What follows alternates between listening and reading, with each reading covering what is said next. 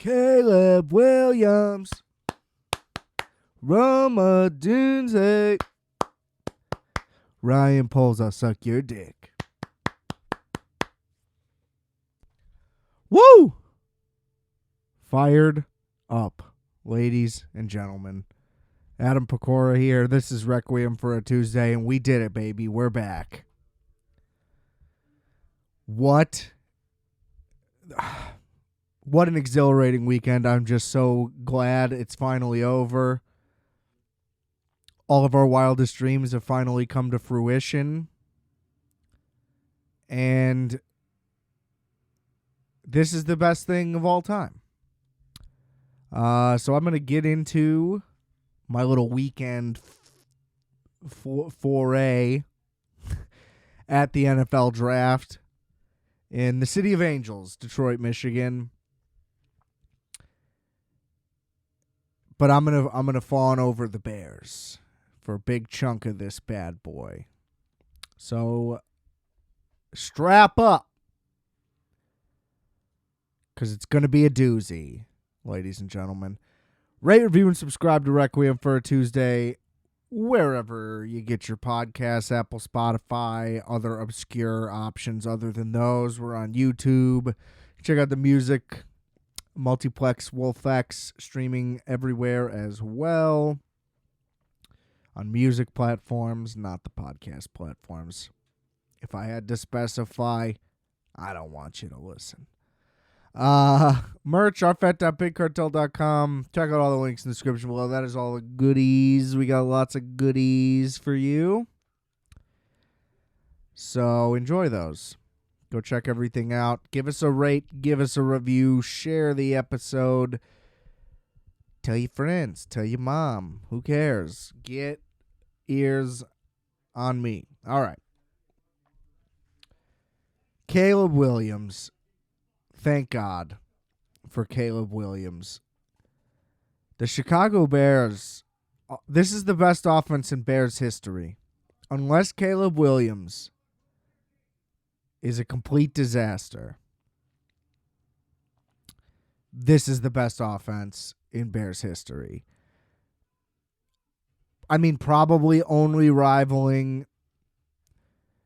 none of the old teams rival it because, Walter Payton is better than all of those guys. Now. But we're talking full team. The only other option is Alshon, Brandon Marshall, Martellus Bennett, Jay Cutler. And that's when we had a terrible defense for the only time. The only time.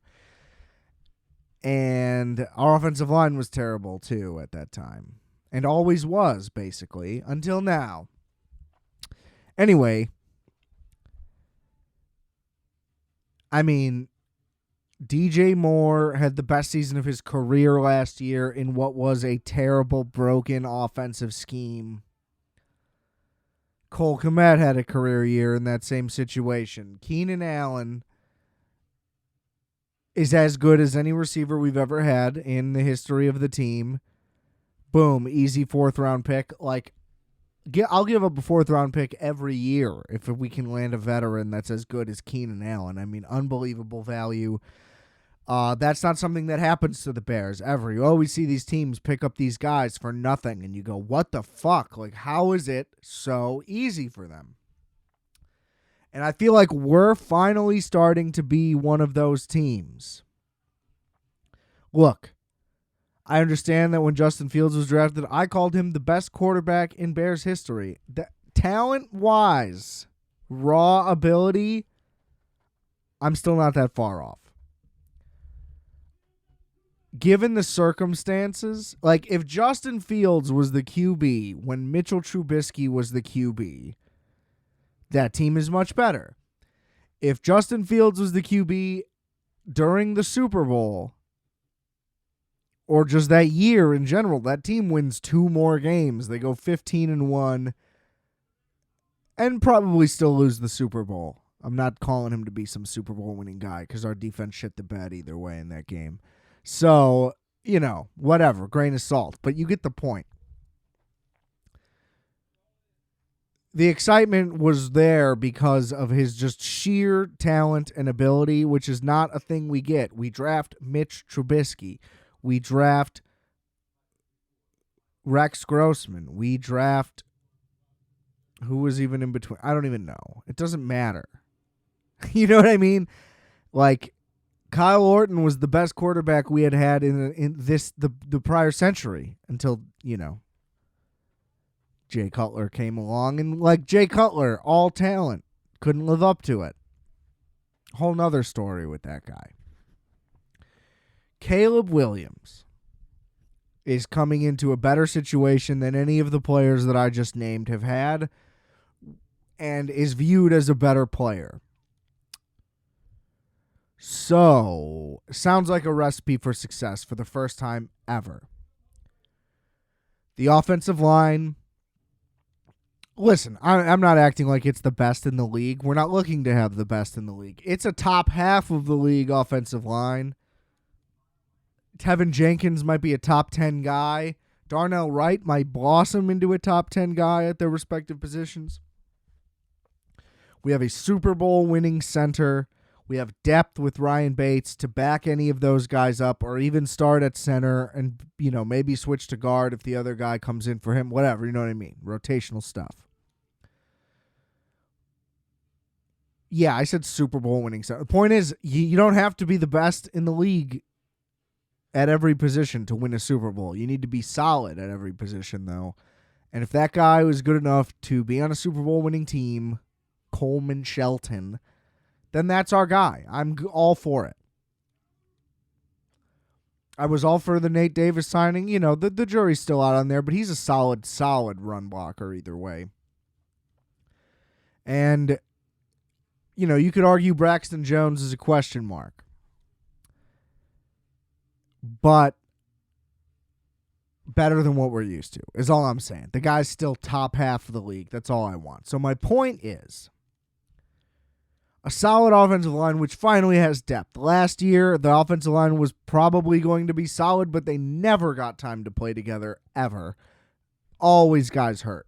Probably bodes well for our O-line health this year. That's just how things tend to work out. But now we've got the depth. And that gets added to with our third-round pick, guy from Yale, local guy. The Bears keep doing that, drafting guys from the Bears who love the Bears. They want guys who love football and love the Bears if possible. And listen, the last couple draft classes have been incredibly rich with talent. Everybody saying this is a great pick was projected as a second rounder. We had no second rounder because we got Montez Sweat, so better than anything we would have gotten for a second rounder. And the edge that they were looking at was drafted the pick prior, so they were kind of just stuck. Well, not stuck, but it's like, let's draft the next best guy on our board instead of the next best positional player on our board. The whole positional value thing, to me, is kind of nonsense. Like, I get it. If you draft a running back first overall, that's not great. But I think once you're out of the top 10, it's like, just shut the fuck up and let a team do what they want. Like, the fact that anybody thinks Jahmyr Gibbs was a bad draft pick, like, Jahmyr Gibbs is fucking amazing. So, whatever. But you know what I mean? Like, yeah, don't draft a kicker in the first round. I get it. But, like, to say that, somebody drafted a guy at, 11 that should have went at, 19 or 20, and that's not good value. It's like, well, they didn't pick there. So, if that guy goes at 20 and they pass on him, then they don't get him. Like, I don't get how that part is so overlooked by all of these, analytics-driven draft guys. Oh, you should have traded back. It's like, well, maybe there wasn't a trade partner that wanted to work the exact deal that you were looking for. You know what I'm saying? Like, I get it. Like, you technically could have done better, but relax. Bronies. I love that pick. Now, fourth round, we draft a punter. I'm a little bit like, we're really going to not draft a defensive player and then draft a punter. Now everybody's saying this guy's basically like a lock to become an all-pro punter. So I'm like, yeah, fuck it. 4th rounder, don't care. We traded our 5th rounder for Ryan Bates, but then switched it basically, and we're like, we'll actually give you a 4th rounder next year. Give us your 5th round. Give us our 5th rounder back, Buffalo. And they draft this edge from Kansas who's barely gotten any playing time, but he's huge and he's young. And his grades were all like super high. I saw him rated as high as a 3rd round pick. So you want to talk about value? We got nothing but value later. I mean, the punter, again, arguable. I feel like we could have just drafted that edge guy in the 4th and then probably got, still made the trade for the punter. But maybe people criticize you more for making the trade for the punter. And you know what I'm saying? So whatever. On my little draft preview I did on this show a week or two ago, I'd said I want them to go edge and then go offensive line depth and then try to get Brendan Rice. By the way, he went in the 7th round. So we could have, but here's my thinking as to what they were thinking. And I don't think that this is a bad move. Look, Dallas Turner was supposed to go 8 to the Falcons. Obviously, they have the biggest gaffe of all time. Not literally, but one of. And so that doesn't happen, and all the guys fall. But then he's not even the first edge taken. And all I'm saying is, if Dallas Turner were that good of as an edge rusher, he doesn't fall that far. Edge rushers just don't fall that far if they're truly like a game wrecker type guy. He might have a fine career. He might be fucking amazing. Don't get me wrong. I'm not saying this is like a proof that he will fail, but that is telling to me. And Rome Odunze seems to be can't miss. And anyway, so my point with the offensive line having depth, running back has depth. Quarterback does not really have depth. I've heard some rumors about Ryan Tannehill. I would love that. So Caleb can have a mentor who's definitely not brought in as QB1, Andy Dalton, stupid bullshit, old regime garbage that we're used to. A guy who knows his role is to back up and mentor Caleb, who can play a play-action offense, which is what we're going to lean heavily on, I assume. And he can throw to 3 great receivers and 2 really good tight ends. Like with a bunch of... I get it. He hasn't been that great as a full-time starter the past couple of years. I trust him in relief, which he hopefully doesn't even have to come in. But I think the mentor would be nice, and just I'd like a little more confidence. Tyson Bagent, I mean, just stop. It was not good. That was not okay. So yeah, I thought I realized that this was a move to just say, let's secure every position on offense. Because, okay, let's say we draft the edge at number 9. Now we have 2 for sure wide receivers, and then below that's Tyler Scott, who was not good as a rookie. So we have 2 good tight ends, but now we only have 2 great receivers. It's still a great problem to have. My point is, again, one guy goes down. Now who do you got? Who steps up? And and we don't have Keenan Allen on any type of contract extension so far. So it's a 1-year rental for a 4th round pick. He can at the very least, again, mentor and help these guys out, Caleb and Rome. And then it's fine if he doesn't come back. I would love it if I assume he's going to be great still, and I would love it if he comes back already. Do not get me wrong. But, there's a chance that that's the move. So anyway, it gives us 3 great starting guys. We have tight end depth. We have now offensive line depth, running back, as I said. It makes the offense fully solid. No excuses. Caleb has everything. You can say, oh, the defense is a little bit weaker. Okay, that's fine. We lost Justin Jones, who was good. He was good and solid for us in the middle, but did not make impacts on games, I would say. A little risky to just assume one of the rookies from last year can just step in and take the starting role. But what are we drafting these guys for if they're not? And Javon Dexter played well. Now, the other edge that just leaves us with DeMarcus Walker, I'd kind of prefer we re-sign Yannick Ngakoue, give him another full season.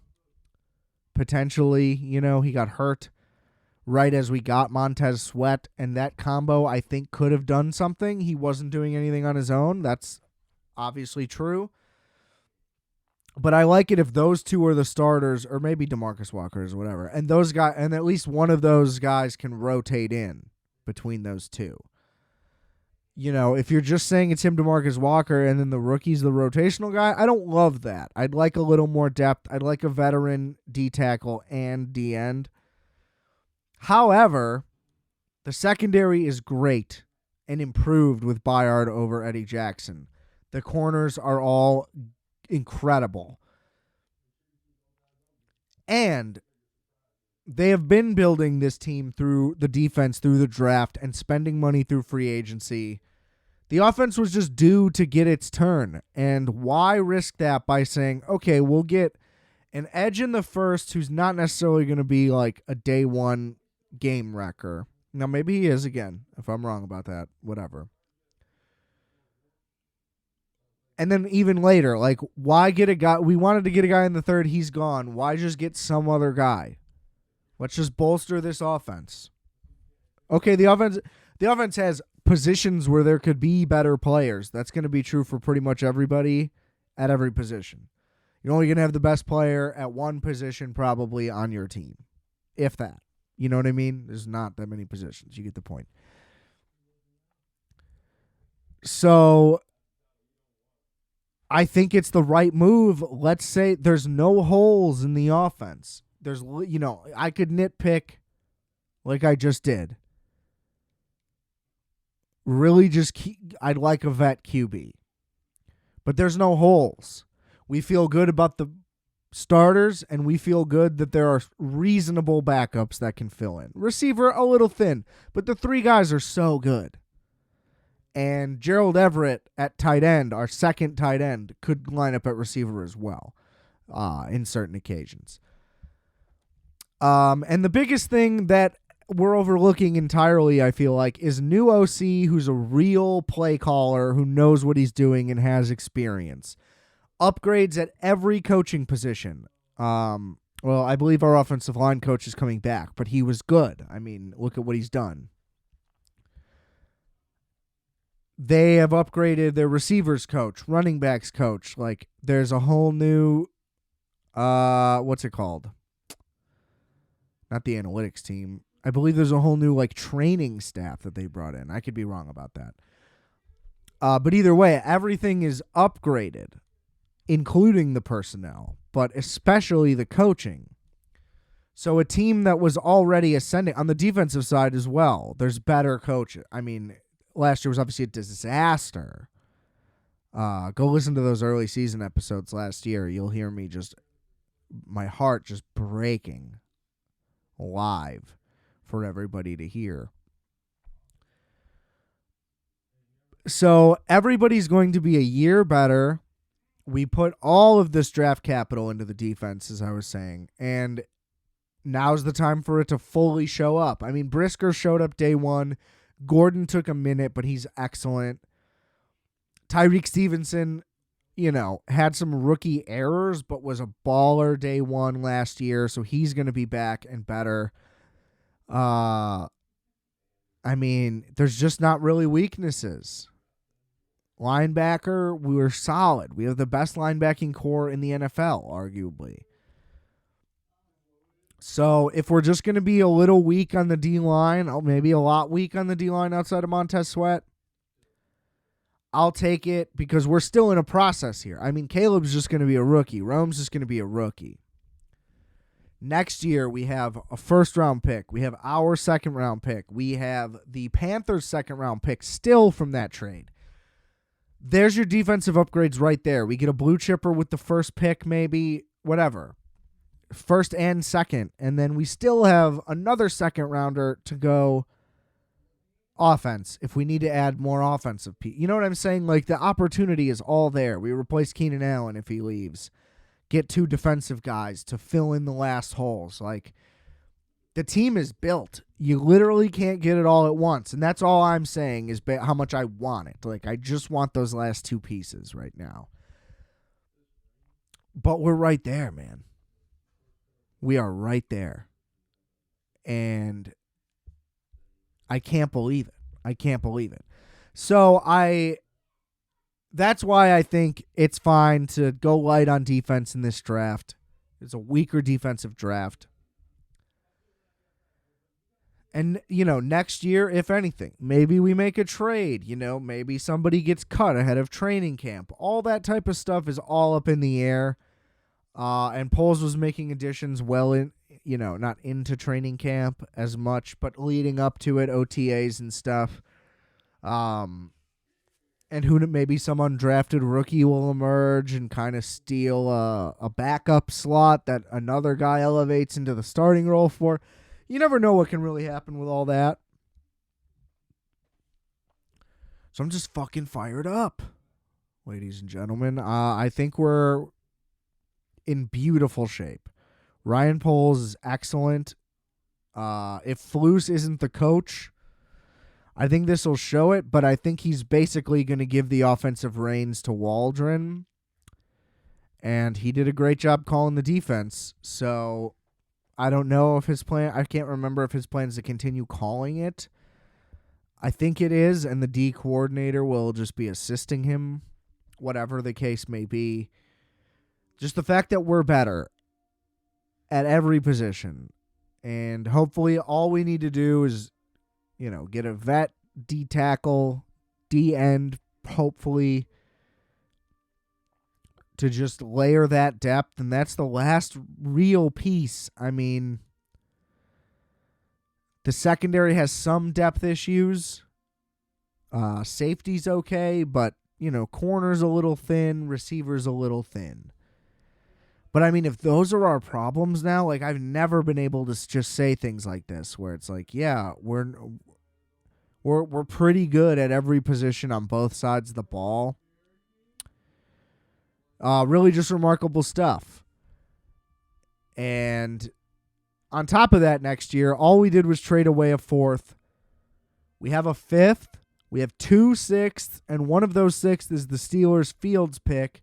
Fields plays half the season or whatever. That upgrades to a 4th, so it would basically be a wash. That's in great shape. Now, if he wants to trade another 6th rounder or 5th for somebody, whatever. Because I think that's going to work out. Assuming we extend Keenan Allen and all that. Which, who knows? Maybe we won't need to. I don't know.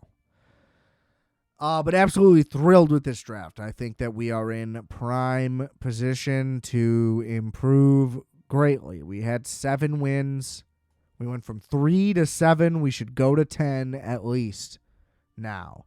There's no reason not to, frankly. And we did everything right. So I don't see how we can blow this one. Which I just can't believe it. I just can't believe that that's true.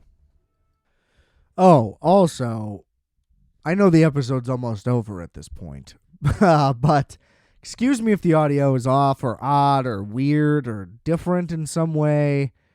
I upgraded my operating system and my audio software is gone. So we're using good old GarageBand, which shouldn't really make a difference, to be honest, given that all of my hardware is all the same and is good. So we should be fine since it's not music. But anyway, just wanted to mention that because I forgot to a long time ago. Like, when the episode started. As far as attending the draft goes, crazy experience.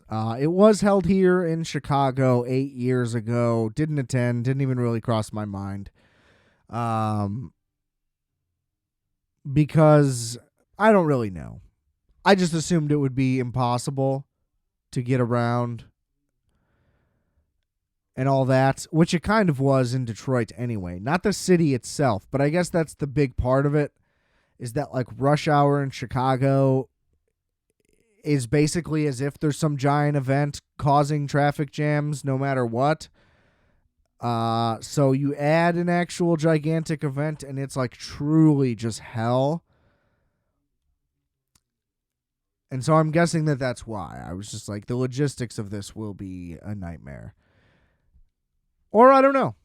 Maybe I just didn't look into it that much. Can't tell you. Long time ago at this point, ladies and germs. However, this was great. The first night was...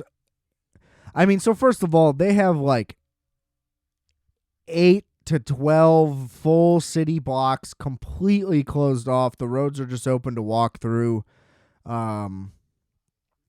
had like little barriers so they could roll through like carts for booths and whatever, medical and all that type of stuff. But for the most part, it was just like as if the city were completely shut down for blocks and blocks and blocks. Basically the whole downtown. To be honest, all of the eastern part of it close to the river was like completely closed. Unlike anything that I've been to. I don't know why I held so hard right there. That was a crazy stutter. Because, when they did it in Nashville, they already closed Broadway all the time. So it's not that nuts. But Detroit doesn't have anything like this. And you could tell the city was just very, grateful and proud and all this stuff. And they really made an effort to, crush it, and they really did. The first night we had to wait in line. Took maybe 20 minutes to get in. There was 40,000 people in line, which ended up moving kind of quickly. We had to x-ray our bags, airport style. So that held it up a bit. But got in before the attendance cut off. The line for everything was a nightmare except the bathrooms. So shout out NFL. Music festivals can't do it, but the NFL can do it. Proper bathrooms. Even had nice ones with flushable water and shit. And red and green lights that went on and off when you turn the thing. Really impressive. Really impressive. All the lines for food trucks were a nightmare. Drinks you could get, those were everywhere. They had plenty of vendors. You just had to, there were certain ones that people were waiting in lines in for no reason. Food tents, didn't even see them the first night. There were so many people, so the lines must have been nuts. The next 2 nights, pretty reasonable. But it spanned also just this giant campus park thing. Just a ton of stuff, stores, little activities, little photo ops everywhere. Couldn't really do any of it. Most of it had lines, which is fine. The people that really wanted to do it, there was no way I was waiting more than 10 minutes for anything the whole time.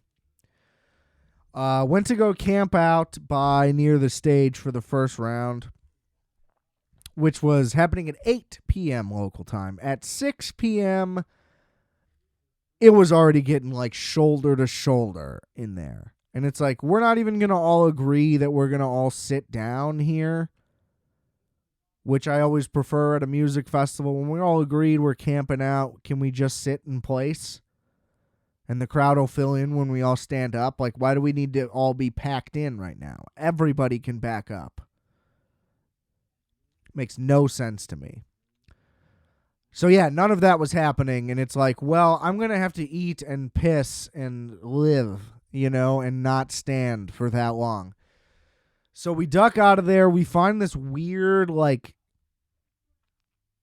amphitheater, I guess is the best way to put it. But it's part of the park, So it's for, public performances and whatever, I imagine. So it's not there's not, seats or anything. It's just all stone stairs and levels, whatever.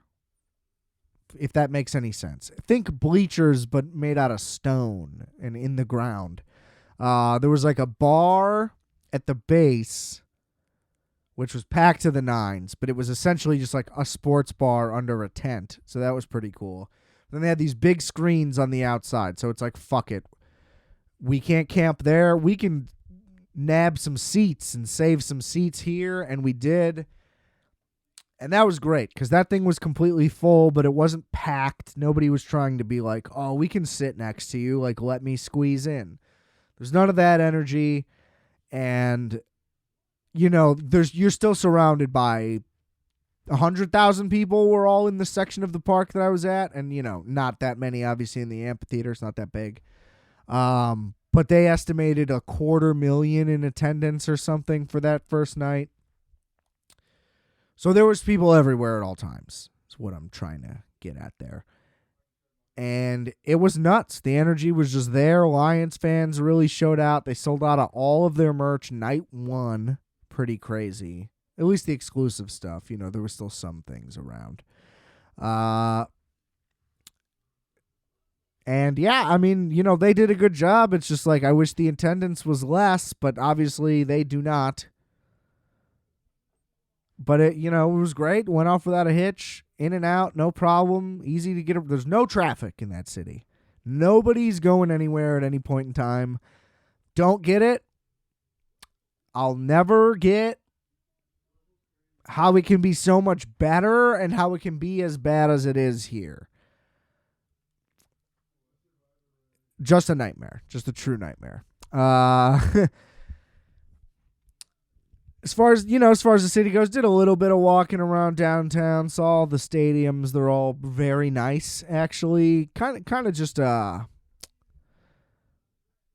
solid little sports district with a theater right there. Just a lot of things you can do, all in like a 4-block radius. Kind of nice. But, yeah, got to go to Mom's Spaghetti, the M&M spaghetti restaurant. It was indeed spaghetti. So, shout out M&M. Everybody from the 313, put your hands up, please. Went to the Coney Dog Rivals, American and Lafayette. Let me tell you, Lafayette, 100 out of 100 times better. I believe the old story is like two brothers, one got mad and opened up next door. And it was so much better. Crazier vibe in there. Negative vibes in the Coney Island. It's just old Eastern European guys just screaming at each other. And then younger European guys getting screamed at and not doing anything back because they'll probably get hit in front of everybody. Still don't understand the Coney Island Detroit thing. But it's basically because guys came from New York, while immigrating, and then we're just like, I had a hot dog. I'm going to go open a hot dog business in Detroit. And I guess I don't understand naming conventions because I'm an immigrant, and we just stuck with it. It's weird to me, especially because when I went to Coney Island, they don't serve them this way. They also don't serve them the New York way.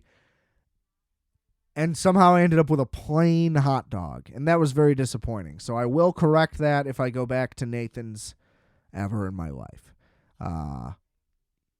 But it doesn't keep me up at night. You know, I get it. But the New York hot dog, I've been over this before. Total myth. You can't get one. And if you can, you have to order it that way. It's not just like here, when you get a hot dog, they say with everything. Because that's how a hot dog is made here. You know what I'm saying? Like you to get a plain hot dog, you have to say a plain hot dog. It's like Newports. They're the only cigarettes where when you say Newports, they assume menthol and one type. If you say Marlboro, they'll say what? Like, maybe they'll assume reds. Maybe they'll assume lights. But either way, you can't just do that. So I don't know what's going on with hot dogs everywhere else in the country that people can't figure these things out. But everybody wants to have all these arguments about everything else. Nobody brings that one up because, like, we're just head and shoulders. Like, it's not even close. And I mean in quality of the meat as well. Like, our hot dogs are much better. Vienna beef. I couldn't recommend it enough to everybody. To all you restaurateurs outside of this place. What are you people doing? And whenever that argument gets brought up, the rare times that it does, someone else's argument is like, yeah, but who really cares about a hot dog? And it's like, well, you're un-fucking American, and you're just trying to win some argument instead of trying to acknowledge the truth and come to a conclusion and find an answer to something. No, you're just saying things that'll make you win, and that's not what we want. That's not my politics. But yeah, I mean, the Lafayette one was good in comparison for sure. But it was good. And yeah, you know, nothing too crazy. Didn't see anything super out of the ordinary in any way. So that's a plus. Didn't seem to be any threats of violence. So that's ideal. All in all, you know, wasn't cold in the D. Solid weather the whole time. Would I have liked to scoot on over to Canada for a little bit? I do. Didn't bring my passport with me. You don't really need it, but you kind of need it. Figure with the event going on, you probably need it. Damn, I should have brought it for the fuck of it. I didn't even think about it. You could just take a little bus. They got a tunnel underwater there. Blew my mind when I was a kid. I was like, how do you build a tunnel underwater? Still don't really get it, to be honest.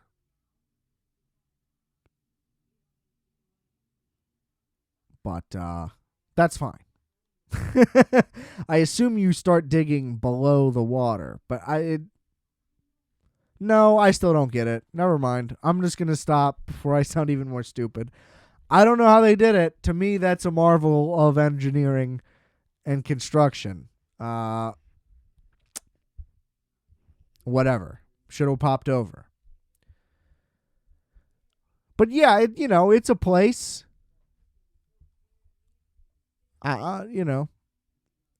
If it were somehow like affordable to my generation to live there, then I would do it. But when it's just like, oh, these are like kind of what prices used to be like everywhere else, but they're still super high and going up because everything goes up, but also we're fixing it all a bunch of shit here.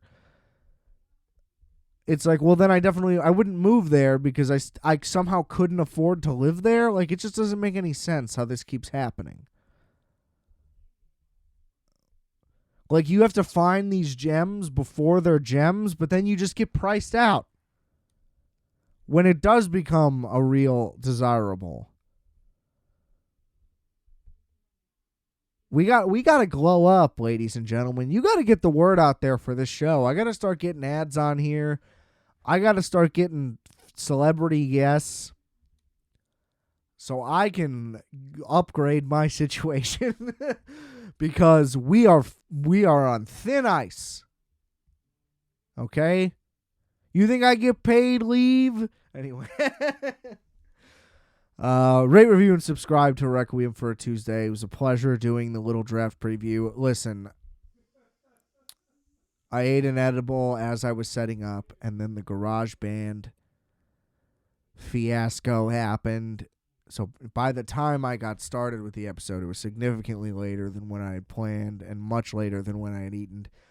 So yeah, maybe went off track a little bit. I don't even really know what happened here, but that's all right. That's all right. It's all about the energy. And the energy is go fucking Bears. Bear down. Let's go. I'm thrilled. And that's it. Like, we're back. We're fucking back. So fuck off. Playoffs, baby. Let's do it. Rate, review, and subscribe. Check out all the links in the description below. And remember, I are fat. You are fat. We are fat. Calculator.